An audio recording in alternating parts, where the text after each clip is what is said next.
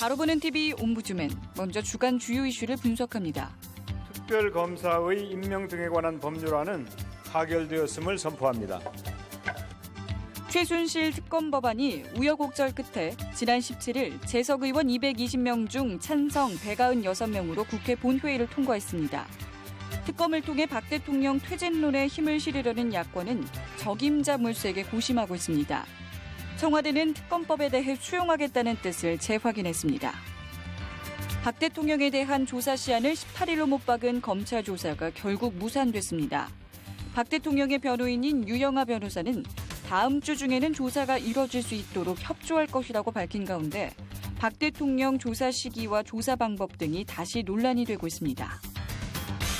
정관계 인사 연루설이 나도는 해운대 LCT 비리 사건에 박근혜 대통령의 철저한 수사 당부가 주목받고 있습니다. 검찰은 지난 17일 해운대 LCT 이영복 회장과 최순실 씨가 활동한 친목계의 개주 사무실을 압수수색했습니다.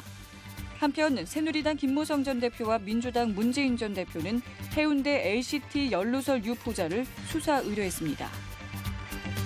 무허가 판자촌인 서울 개포동 구룡마을이 2020년 대형 아파트 단지로 탈바꿈합니다. 서울시는 이 같은 내용이 담긴 개발계획 수립안이 지난 17일 가결됐다고 밝혔는데요. 구룡마을에 들어설 아파트 단지는 총 2,692채 규모로 2018년에 착공에 들어갑니다.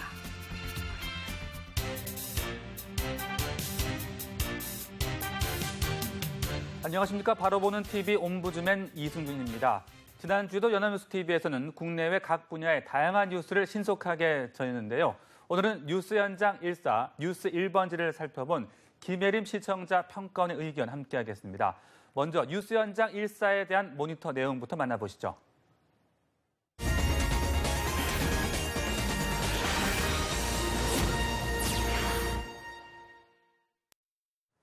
사상 초유의 국정농단 사태인 최순실 게이트로 인해 지난 11월 12일 서울 광화문에서는 100만 명 이상의 시민들이 참여한 대규모 촛불 집회가 열렸습니다. 촛불 집회 전날인 11월 11일 뉴스 현장 1사에서는 야3당 지도부 촛불 든다, 최순실 전국 최대 분수령이라는 제목으로 하성우 국가디자인연구소 이사장과 대담이 진행되었습니다. 우선 앵커는 최대 촛불 집회가 예정된 상황에서 야3당이 참여하는 이번 집회의 의미에 대해 질문하는 것으로 대담을 시작하였습니다. 출연한 전문가는 이번 촛불 집회가 야당의 전국 주도권의 최대 분수령이 될 것이라고 언급하고 각 야당의 현재 입장 및 상황에 대해 상세히 설명해 주었고 청와대가 국회의 총리 추천에 대한 건을 압박 중이나 야당은 거부하고 있는 상황이라고 하였습니다.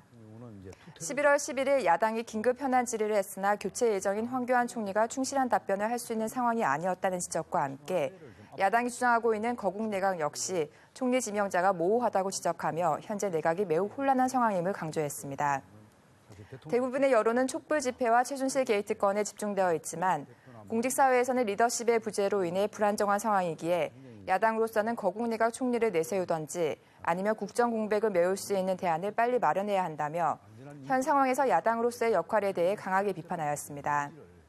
또한 현재 박 대통령에 대한 지지율이 5%로 떨어진 반면 야당 대표나 야당에 대한 지지율이 급등한 것은 아님을 볼 때 중도 계층이 많은 상황이라는 분석을 내놓기도 하였습니다.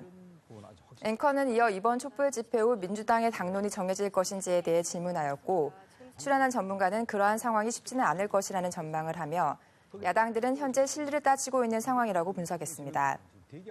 탄핵이나 하야 모두 장기적인 건이고 단기적인 이슈로는 거국 내각 총리 지명을 들 수 있으나 이 역시 국민들이 납득할 수 있는 사람을 추천하지 못할 경우 국민들로부터 오히려 역풍을 맞을 수 있는 상황이라는 설명이었습니다. 또한 거국 내각은 비상시국 상황이기에 현재는 수습과 통합이 중요한 것이 아니라 현 시국을 타개할 수 있는 강력한 리더십이 필요할 것이라고 분석하였습니다. 그런데 민주당은 이런 사람을 찾는 것보다 대선 구도 때문에 실리를 따지고 있는 상황이라 수권 장당으로서 면모를 보이지 않고 있다고 다시 한번 비판하였습니다. 앵커는 국내의 이런 혼란스러운 상황 속에서 박 대통령이 트럼프 미국 대선 당선인에게 축하 전화를 하거나 카자흐스탄 대통령을 만나기도 하는 등 외교 일정을 소화 중인 것에 대해 질문하였습니다. 출연한 전문가는 현재 불안정한 국내 상황일지어도 대통령으로서는 당연히 해야 되는 일이기에 대통령으로서 정상 업무는 지속해야 할 것임을 언급했고 트럼프 미국 대선 당선인이 결정된 후 불확실성이 더욱 증폭된 상황이기 때문에 경제부총리를 대상으로 한 인사청문회의 중요성을 언급하기도 하였습니다. 앵커는 다시 국내 이슈로 돌아가 여당인 새누리당이 11월 11일 진행된 최순실 사건 긴급 질의에 참석하지 않은 건에 대해 질문하였습니다. 출연한 전문가는 긴급 현안 질의라는 것은 비단 최순실 사건만이 아니라 국정 공백, 외교 안보, 경제 문제 등 다양한 분야에서 진행될 수 있는 상황이었는데 여당이 현 시국을 피해보자는 식으로 불참한 것은 바람직하지 않으며 직무유기에 해당하는 것이라고 강하게 질타하였습니다. 앵커는 이어서 세월호 7시간 동안 박 대통령이 성형시술을 했다는 의혹에 대해 청와대가 해명한 건을 질문하였습니다. 전문가는 세월호 7시간에 대한 의혹은 최근 최순실 사건으로 인해 더욱 증폭되고 있는 상황이지만 청와대에서도 대통령 전담 의료진들이 있기에 온라인상에 떠돌듯 그렇게 진행되지는 못했을 것이라고 주장했습니다. 현재 문고리 3인방들이 대통령에게 모든 잘못의 화살을 돌리고 있는 상황이기도 하기에 박 대통령으로서는 대통령 불소추 특권을 내려놓고 검찰의 수사를 떳떳하게 받는 것이 더 좋을 것임을 언급했습니다. 또한 검찰 역시 의혹을 쫓아가며 허둥대는 모습이 보이는 것이 아니라 현재 시점에서 중간 수사 발표나 앞으로의 계획사항을 발표하며 공신력을 얻어야 할 것임을 강조했습니다. 3차 촛불 집회에 100만 명의 시민들이 참석한 것에서 보여주듯 국정은 불안하기만 한 가운데 정치권의 현 상황에 대해 상세히 분석하는 시간을 가져 여야의 입장, 대통령의 현재 입장 등으로 다각적으로 분석하고자 한 노력을 엿볼 수 있는 시간이었습니다. 그런데 본 대담이 3차 촛불 집회 전에 실시된 대담이라는 점에서 볼 때 여론이 어떻게 흘러가고 있고 정치권은 이러한 여론의 흐름에 대해 어떤 입장을 보일지 전망하는 방안은 부족해 보여 조금 아쉬웠습니다. 그리고 세월호 7시간 등 제기되고 있는 의혹들에 대해 막연히 그렇지 않을 것이다라고 추정하여 발언하는 것 역시 수사 결과가 나오지 않은 상황인 점을 볼 때 적절치 못한 발언으로 보여 아쉬웠습니다.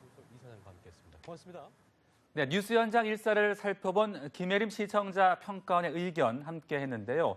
뉴스 1번지는 또 어떤 평가를 받았는지 만나보시죠.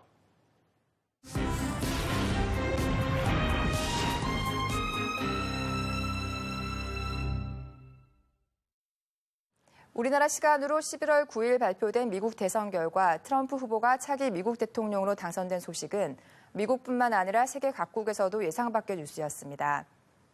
11월 10일 뉴스 1번지에서는 이러한 미국 대선 결과를 분석하기 위해 트럼프 시대 개막, 세계 각국 대응 분주라는 제목으로 김창준 전 미국 연방 하원 의원과 김열수 성신여대 교수를 모시고 대담이 진행되었습니다. 앵커는 이른바 아웃사이더 대통령 탄생으로 인해 미국이 새로운 길로 들어서고 있다고 소개하며 트럼프 후보 당선 결과가 보여준 미국의 민심에 대해 질문하였습니다. 김창준 의원은 이러한 상황이 영국의 브렉시트 상황과 유사함을 설명하였고 김열수 교수는 정치 경험이 전무한 트럼프 후보가 대통령으로 당선된 것은 미국인들이 기성 정치와 기성 정치인에 대한 실증을 보여준 것이고 힐러리 후보에게는 두꺼운 유리천장을 보여준 결과라고 하였습니다. 앵커는 이번 결과가 중산층에서 몰락한 백인들이 결집하여 트럼프 후보 지지로 이어졌다는 분석이 있는 것에 대해 질문을 이어갔습니다.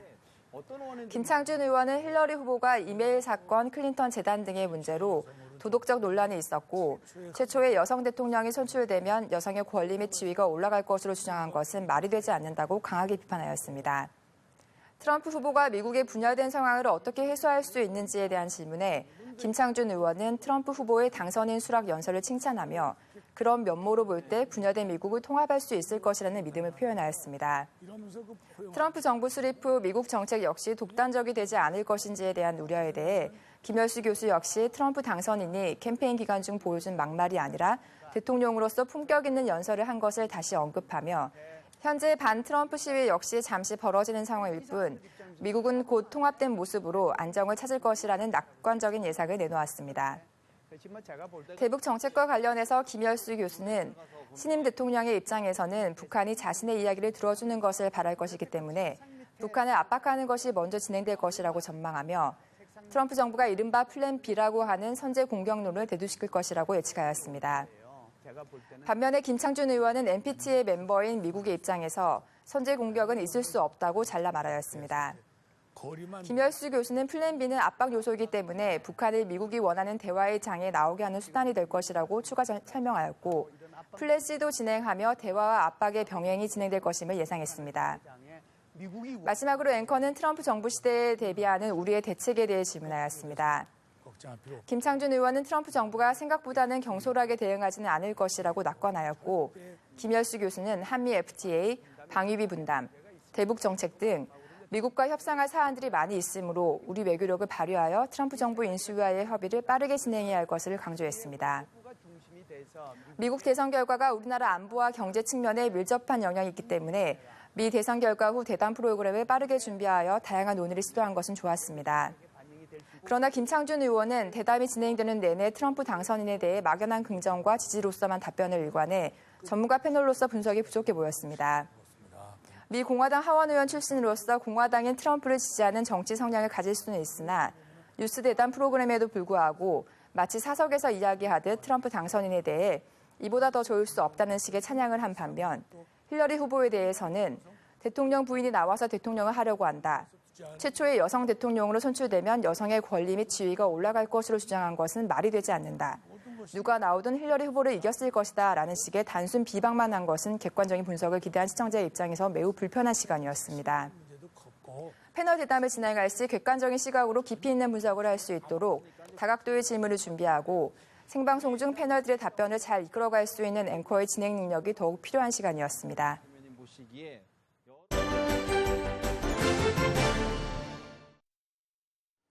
연합뉴스TV에서 방송하는 제작 프로그램에 대한 시청 소감을 들어보는 캠퍼스TV 리포트 순서입니다. 오늘은 트렌드 지금 여기를 살펴본 성신여자대학교 청정융합과학과 정지훈 학생 나와 있습니다.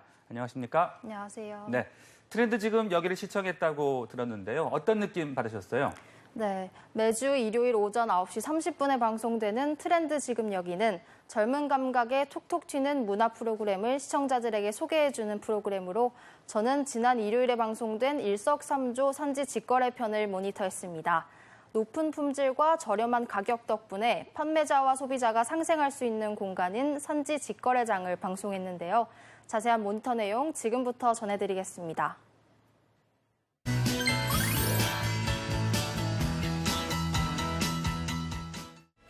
지난 11월 13일 방송에는 높은 품질과 저렴한 가격, 게다가 시장의 후한 인심이 담긴 덤까지 일석삼조로 즐길 수 있는 산지 직거래 장소를 소개했는데요. 처음으로 소개된 곳은 경북 성주에 위치한 한 한우 농장이었습니다. 농장 옆에는 직판장과 식당이 함께 위치해 있었는데요. 이 한 공간에서 한우 구매부터 식사, 그리고 체험까지 다양한 먹거리와 볼거리를 즐길 수 있습니다. 매장에서는 손님들이 한우를 직접 골라 구매하고 식당에서 식사를 하는 모습까지 그 자세한 과정을 쭉 보여주었는데요. 직접 고른 한우를 계산하는 장면에서는 한우 부위별 가격이 얼마나 저렴한지 실제 가격을 보여주어 더 믿음이 갔고 일반 매장의 가격과 비교를 해볼 수 있어 좋았습니다.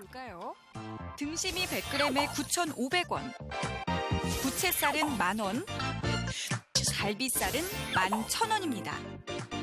다음으로 직판장에서 구매한 한우를 바로 즐길 수 있는 3가지 방법을 알기 쉽게 간단한 그림과 함께 설명해 주어 이해가 쉬웠습니다. 또한 한우 구매부터 식당에서 식사를 하는 과정까지 동일한 소비자들을 따라가 이야기를 들으며 직접 소개받는 느낌이 들어 더 친근하고 생생한 현장감이 전해졌습니다. 농장에서는 직접 한우를 사육하는 모습도 보여주었는데요. 농장 대표, 배달 기사 등 관계자들의 인터뷰를 통해 과정별 다양한 목소리를 들을 수 있어 좋았습니다. 소가 어제 도축을 해갖고 오늘 아침에 등급을 매겨서 오늘 가공을 해갖고 오늘 갖고 오는 겁니다. 이어서 농장 체험 프로그램을 소개하며 초등학생들이 직접 체험을 하는 모습을 보여주었는데요. 한우 직거래와 식당 운영뿐만 아니라 소 달구지 타기와 소 여물 주기 등 이색적인 체험 활동도 제공한다는 정보는 신선하고 유익했으며 프로그램 중간에 말풍선 모양의 그래픽은 재미를 더해주었습니다. 또한 지속적인 한우 사육을 위해서는 판매자가 직접 소비자를 찾아가는 방법이 필요할 것 같아 직거래를 시작하게 되었다는 농장 대표의 인터뷰를 통해 판매자와 소비자를 모두 생각하는 마음이 전해졌습니다. 우리가 소비자를 찾아야 될 시기가 오지 않나 이런 개념에서 농장도 알리고. 두 번째로 소개된 곳은 충남 홍성군에 위치한 광천토굴 새우젓 시장이었습니다. 거리를 따라 시장 곳곳에 위치한 수많은 새우젓 가게를 보니 새우젓으로 유명하다는 충남 홍성군의 명성을 짐작할 수 있었는데요. 높은 품질과 저렴한 가격, 또한 토굴에서 저장하는 새우젓을 직접 맛보고 구매할 수 있다는 점이 그 인기 비결이었습니다. 그리고 시장 내부뿐만 아니라 새우젓 가게 거리를 따라 30여 곳의 젓갈 가게와 25곳의 토굴이 있다는 구체적인 정보는 그 규모를 짐작하게 해주었고 토굴의 길이부터 벽면까지 자세히 보여주어 그 내부의 모습을 엿볼 수 있었습니다. 아유, 길다 길어. 얼마나 들어가야 하나요? 또한 토굴에 새우젓을 저장하는 이유를 가게 사장님의 인터뷰를 통해 자세히 설명을 해주어 이해가 쉽고 유익했습니다. 새우젓은 잡는 시기에 따라 크기와 이름이 다르다는 점도 소개했습니다. 요즘은 김장철을 맞아 전국 각지에서 손님들이 더욱 많이 찾아온다고 하는데요. 토굴 안에 직접 들어가 맛보고 구입할 수 있다는 장점 덕분에 손님들의 발길이 끊이지 않는다고 합니다. 통에 새우젓을 가득 담고도 넘치도록 덤을 더 넣어주는 모습은 시장의 후한 인심을 엿볼 수 있었고 보는 내내 마음까지 따뜻해졌습니다. 마지막으로 소개된 곳은 직접 키운 무농약 친환경 농산물을 파는 직거래 장터였습니다. 경북 포항시의 시내에서 매주 일요일마다 열리는 장터인데요. 이 장터에 참가하는 회원인 귀농 5년차 주부의 농장을 방문했습니다. 배추벌레 때문에 구멍이 숭숭 난 배추의 모습은 정말 무농약으로 재배되었다는 것을 알 수 있었는데요. 이 장터는 판매자와 소비자의 상생을 위해 뜻이 맞는 열세 농가가 포항 시내에 위치한 직거래 장터에 참여하여 직접 키운 특색 있고 좋은 농작물들을 내놓는 방식입니다. 판매 품목이 농작물에만 제한된 것이 아니라 바라연미부터 천연 염색한 옷까지 규모는 작지만 다양한 품목을 판매한다는 점을 간단히 소개했는데요. 농작물 이외에도 장터에서 판매되는 다른 품목들을 조금 더 자세히 소개해 주었다면 좋겠다는 생각이 들었습니다. 마지막으로 판매 품목을 정리한 그림은 한눈에 보기 쉬웠고 그 가격을 공개해 주어 신뢰가 갔습니다. 지금은 시작하는 단계라 아직 소비자들이 많지 않다고 하는데요. 이런 착한 소비가 많이 알려져서 규모도 커지고 참가하는 판매자와 소비자가 더 많아졌으면 좋겠다는 바람이 생겼습니다. 네, 모니터한 내용 잘 봤습니다. 이번에 트렌드 지금 여기를 살펴보면서 어떤 점이 눈에 띄었습니까?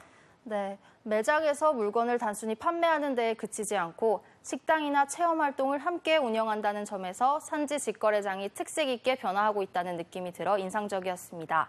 하지만 소개된 직거래 품목이 한우, 새우젓, 그리고 농산물과 같이 주부에게 한정된 품목 위주로 소개되었다는 점이 조금 아쉬웠습니다. 네, 그럼 실제로 요즘 대학생분들은 물건을 좀 저렴하게 사기 위해서 어떤 방법을 주로 이용하나요? 네, 인터넷으로 가격을 비교해서 최저가 상품을 구매하는 경우도 있지만 중고 사이트나 학교 커뮤니티를 통해 책이나 옷 등의 물건을 중고로 사고 파는 경우도 있습니다. 판매자가 배송을 해주기도 하고 직거래를 하기도 하는데요. 직거래는 배송비를 절약할 수 있고 약속 장소와 시간만 정한다면 비교적 간단하게 사고 팔 수 있다는 장점 덕분에 저를 포함한 제 주변 친구들도 자주 이용하는 방법입니다. 네, 지금까지 트렌드 지금 여기에 대해서 얘기 나눴습니다. 말씀 고맙습니다. 네, 감사합니다.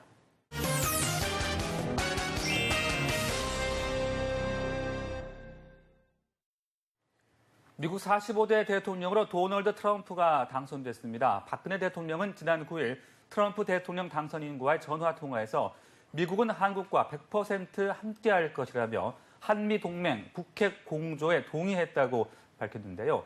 한편 트럼프의 대선 공약이 한국 안보와 경제에 부정적 영향을 줄 것이라는 우려와 함께 세계 정상들은 발빠르게 트럼프와의 회동을 추진하고 있습니다.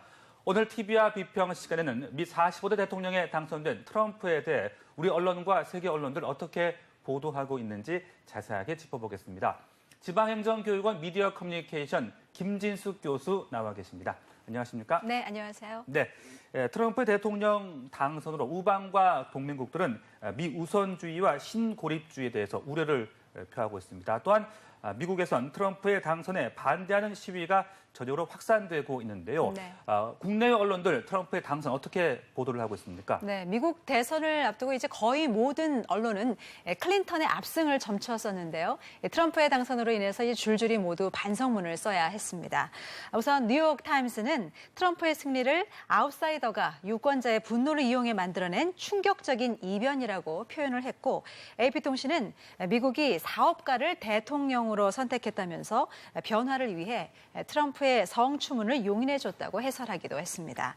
블룸버그 통신은 깜짝 놀란 세계가 트럼프와 앞으로 어떻게 지내야 할지 고민하기 시작했다라고 보도하면서 특히 한국 같은 동맹국들의 경우 대중영합주의나 이제 극우 사상이 전 세계를 휩쓸지 않을까 이제 우려하고 있다고 덧붙이기도 했습니다.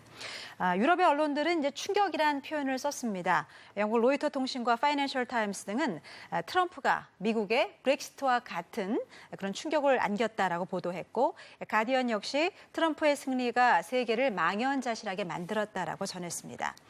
반면에 이제 브렉시트를 지지했던 영국 타블로이드 데일리 메일은 불만을 품은 미국인들의 보복으로 인해서 힐러리와 또 여론조사 업체 그리고 엘리트들의 굴욕으로 끝났다고 지적했습니다. 프랑스 르몽드는 브렉시트 충격에 이어서 이 트럼프의 승리는 또 다른 경고라고 분석을 했고, 독일 쥐트도이체 차이퉁은 상상할 수 없는 일, 즉 재앙이 현실화됐다라고까지 표현하기도 했습니다. 우리 언론의 경우를 보면요, 이제 당선 직후에 박 대통령과 트럼프의 통화한 내용에 굉장히 관심을 많이 보였습니다. 네. 주로 청와대 발표대로 통화 내용을 전달했는데요. 트럼프의 당선으로 이제 충격에 빠진 국민들의 불안을 해소해주는 그런 보도가 많았습니다.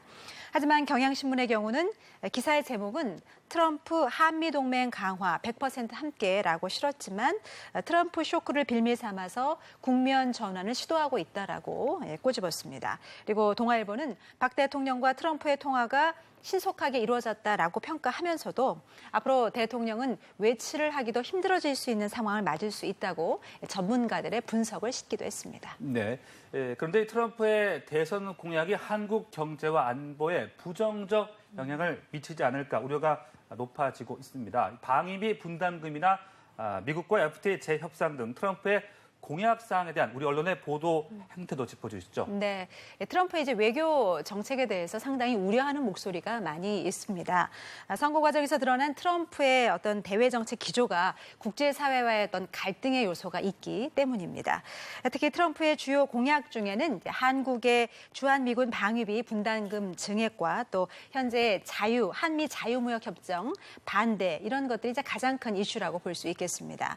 언론은 우리 정부의 어떤 자발적인 정책과 대안이 필요한 시점이라고 지적하면서 미국에서 제시할 것을 기다리지만 말고 이제는 선제적인 대응을 해야 한다고 강조하고 있습니다.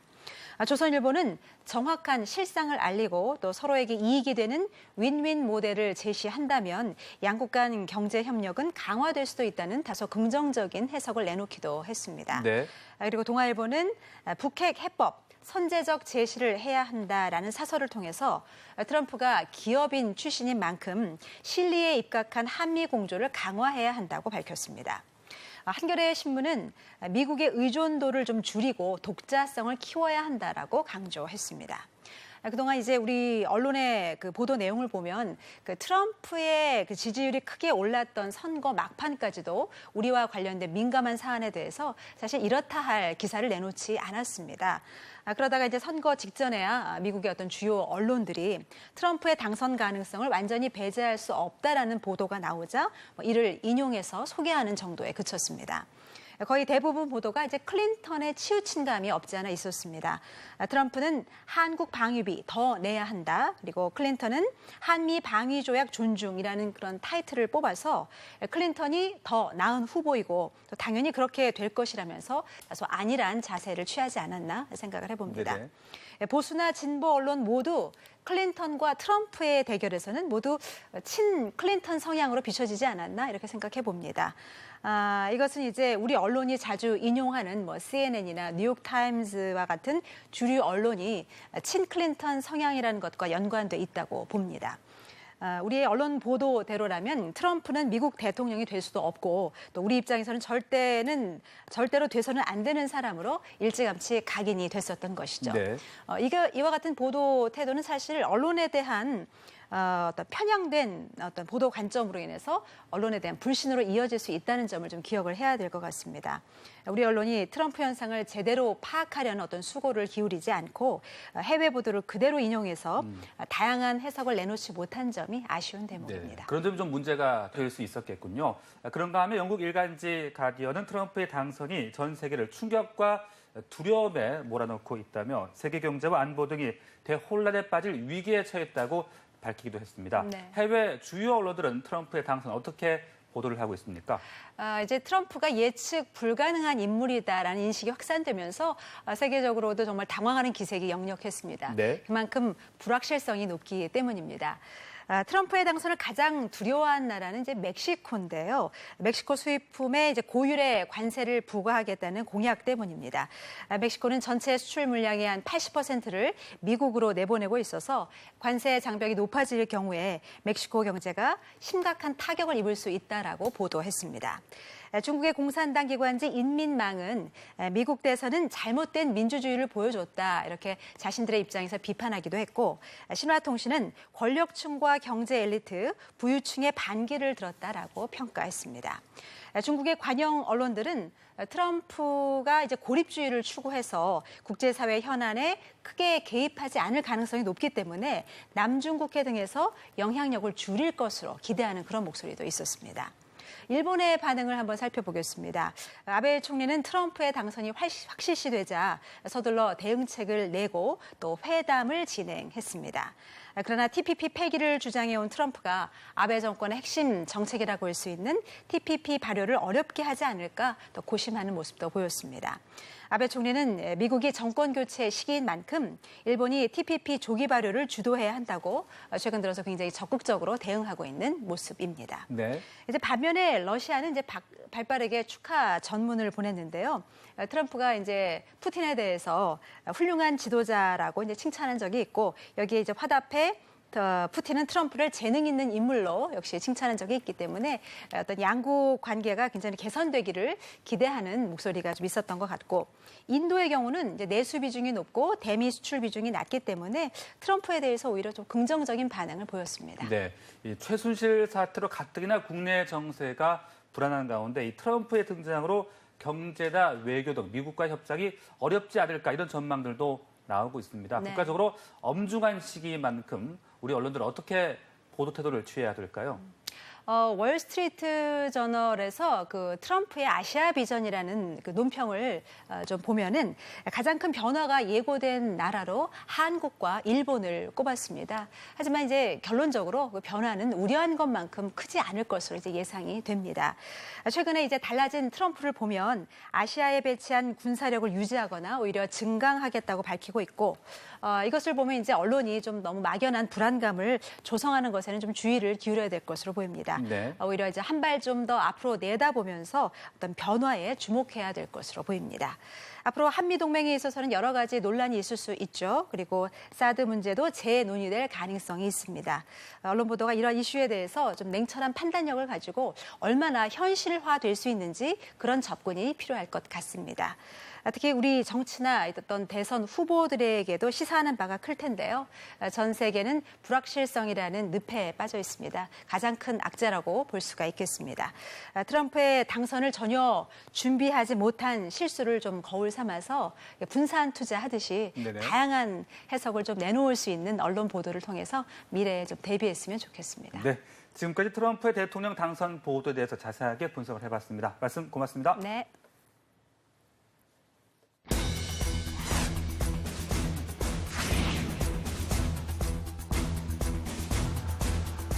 I pledge to every citizen of our land that I will be president for all Americans. And this is so important to me.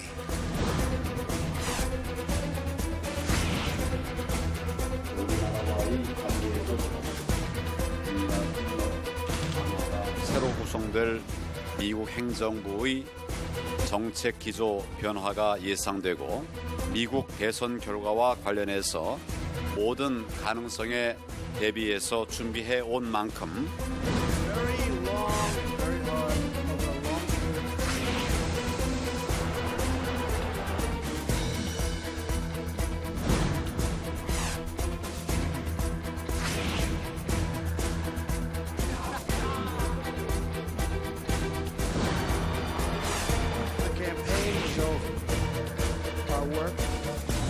사실 8년 동안요. 미 공화당에 있는 싱크탱크이나 공화당에 대해 있는 전문가들에 대해서 국내에서 초청을 하거나 같이 프로젝트를 하거나 이런 게 굉장히 드물었어요. 예.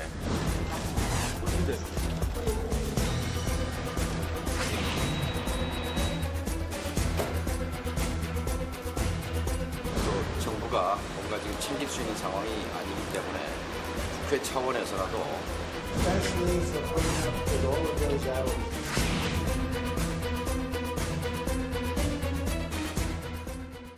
저희 제작진은 언제나 시청자 여러분들의 다양하고 소중한 의견을 기다리고 있습니다. 방송을 보고 느낀 소감을 전화나 시청자 게시판 그리고 SNS로 보내주시기 바랍니다. 바로 보는 TV 옴부즈맨 오늘 방송은 여기까지입니다. 함께해 주신 여러분 고맙습니다.